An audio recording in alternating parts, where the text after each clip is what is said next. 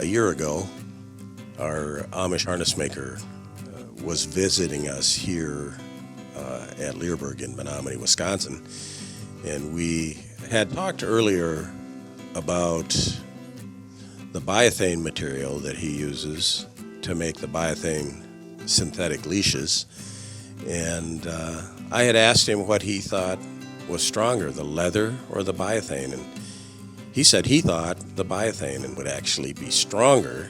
He said it's a given that no dog is ever going to be strong enough to break a 6-foot leather leash. They can't do it. They can chew through it, but they're never going to pull on it and break it.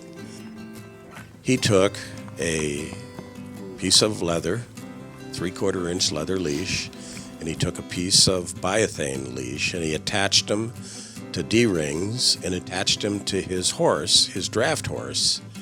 And he took one end of these leashes and fastened them with a chain and a clip to a fence post, a corner post, and then he had his horse pull until one of them broke. And I was surprised when he said the leather broke over the biothane. So I said, Amos, I've got to come down there and take a video of that because that's just kind of fascinating. And we went and filmed in his workshop, and I brought it up again, and I said, Amos, I've got 5 horses at home. I've never driven horses, but I have a little bit of horse sense. If we hook this whole thing up, I can handle the horses, and I'd like to videotape this just to show people how strong biothane leashes can be. So we went out, and the first thing he did was hook up the horse, and I had to move the horse around, which is not that hard. Me and the horse made friends. As you can see, I could drive him and I could back him up a little.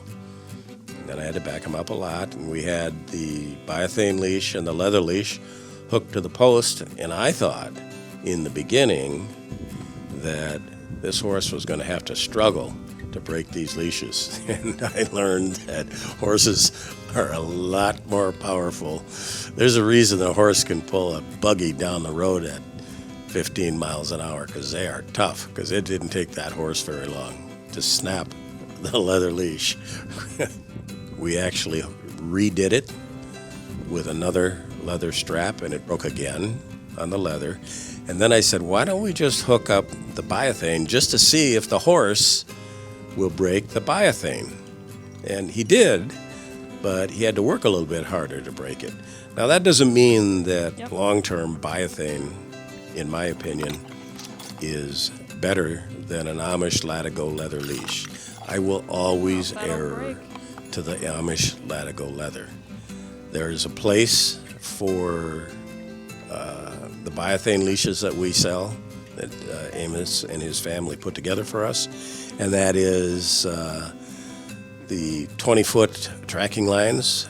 Having been a canine handler for 10 years, biothane can get wet and not have the type of problems that you would have if a leash gets really wet, a leather leash gets really wet. What happens is, over time, the biothane leashes are going to crack, and they look like cracks. Amos says that they flake apart, cracking apart, flaking apart. It doesn't matter. The bottom line is, over time, they're just not going to last as long as a leather leash. This is also going to be amplified by the climate that people live in. If they live in a very wet climate, or if they live in a very cold climate, I would recommend leather over the biothane. You will get a lot longer life out of a leather leash than you will out of the same size biothane leash. But as I said, there are places and applications for biothane to be used in dog training, and quite frankly, people don't have to be afraid of having the biothane break on them, and that horse is the perfect example of why.